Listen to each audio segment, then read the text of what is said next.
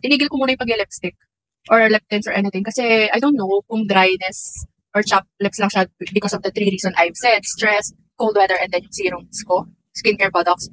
So, tinigil ko muna yung lip tint, lip oils, konti lang yung mga pinagagamit ko. Kung ano lang yung mga nagamit ko na-apply ko, yun lang yung nire-apply ko din. Kasi nga, baka hindi na siya yun. Baka may iba pang reason kung bakit. So, I stopped using lip tints, I stopped using lipsticks. So, ito lang yung madalas kong ginagamit this time. Ito, binili ko siya before 11/11. So, I got this on the Blue app. Sa beauty bar ko ata siya nakuha. The original Pure Pow Pow ointment. And it does the job naman. Pero talagang, I think dapat continuous talaga as in. Hanggang sa mawala siya. So, ayan ginagamit ko. I have this in the watermelon flavor. Actually, nice din naman siya. Parang nag-separate nga lang minsan yung oil, yung flavor niya, saka yung balm mismo. So, yan. Minsan sinishake ko siyang ganito. Ito, matagal na sa akin to. Ito yung Juicy. It's from Juicy Cosmetics. It's a Chinese brand. At tagal ko na itong nabili. So, this time ko, trinay ko siyang gamitin, girl. So, it's their lip essence gel. And girl, isang kahig lang nito. Sa application lang. Tagal niya naman. So, yung mamarinate mo lang siya. Ayan.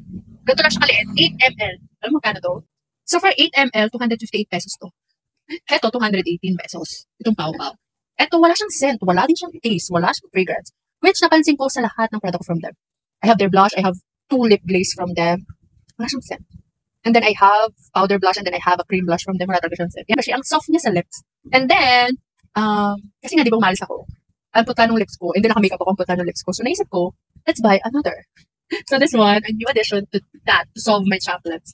While giving my lips, you know, just a tiny bit of color. So ayan, I got this. This is from Muse. Bago to. Ay, wait.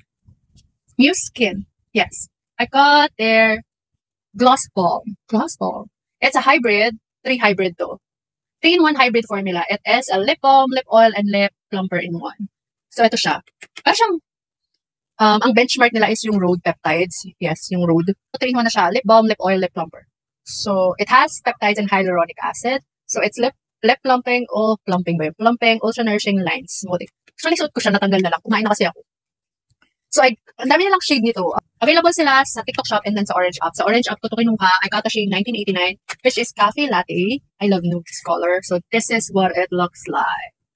Ayan. Di ba nice? Cute niya, di ba? Ilang ml ba to? Oh my God, hindi ko alam. 15 grams. 15 grams siya. I got this for like, I forgot. Basta tingin 98 pesos sila. SRP.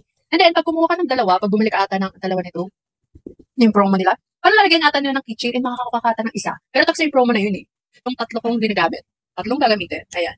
Etong Muse Gloss Balm, pag maalis ako, pag gusto ko ng may kulay talaga. Ayan. So, ayan. Ito yung 3 ko. Na balms to solve my chapped lips. Hopefully it does. So bumalik tayo sa lipsticks ko. So, I got this from Easy. Nung October ko ito kinuha. So, I got one of their most first ever lip product ko from Easy Cosmetics. So, I got the shade Espresso. It's a roasted deep brown. Ito siya. Yun yung swatch niya sa akin. Yung swatch niya.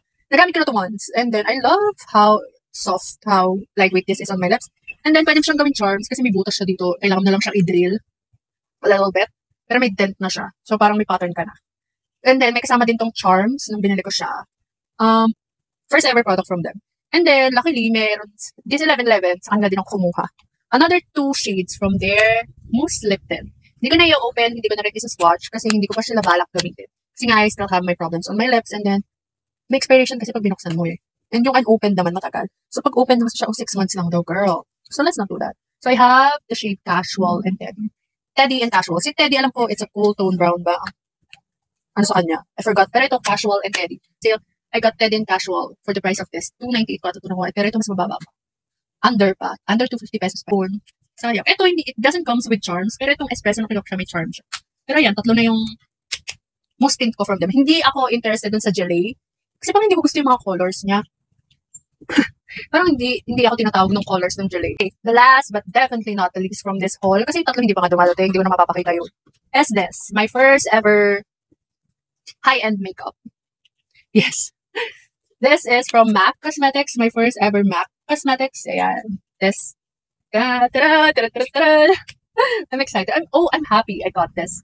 Actually, hindi ko na-expect. Kasi nga, di ba, nagsasearch ako, ano yung pinaka-worth it na kunin na high-end makeup for first ever high-end makeup for a beginner. Sabi nila foundation daw. Kasi di ba yun yung marami mong magagamit. Or powder, mga ganun. Parang choice ko kasi is foundation or powder. Pero, na-realize ko kasi, hindi kasi ako ma-foundation na tao. And then, yun nga, ang dami ko lang kinuha na local. Pero magaganda naman yung mga nakuha ko actually. Pero hindi kasi ako ma-foundation na tao. So, parang, naisip ko, dapat kung high-end foundation yung kukunin ko, dapat siya lang yung foundation ko. Siya lang yung base makeup ko. Wala akong skin tint, wala akong foundation na local or anything. Kasi, para magamit ko siya ng totally, makuha ko yung ROI ko. So, yun. And then yung powders, mahal eh. I can't afford that. So, ito, first ever MAC lipsticks. I got this from the Blue App. Doon sila. Meron din sila sa Orange App. Pero sa Blue App kasi talaga, girl, yung Blue App, kakaiba pag 11-11. Kakaiba, nagbabagong anyo. So, I got this. So, hindi ko na din siya isa-swatch. Hindi ko na papakita sa inyo. Magkakaroon na ng dedicated to pag binuksan ko. So, wala nyo ako alin. Ayan, dalawa sila. Alin yung binili ko? Alin dito? Ito yung in-order ko. Ayan. So, I got a mini MAC lipstick. So, ito yung bago nila. Bagong formulation daw to. Yung Maximal. Ayaw ko paano to. Matte lipstick nila. So, I got the mini Velvet Teddy. One of the bestseller shades from them. So, ayan. Kumuha ko nito. So, kinuha ko yung mini nila. Ayan. Nakita mo to, girl. Nagbasa ko ng review nito. Nasa cart ko to. Ang daming MAC lipsticks na nasa cart. May full size. Meron pa yung buy one take one, iba pa bang finish. So, nakita ko yung review nito, na bumili sila nitong mini MAC lipstick. And they got a full-size lipstick for free. For free! Oh my God, MAC. Speaking of, thank you, MAC. They gave me a full-size lipstick, girl. Hindi sila pareho ng finish. Ayaw ko pa ng finish to.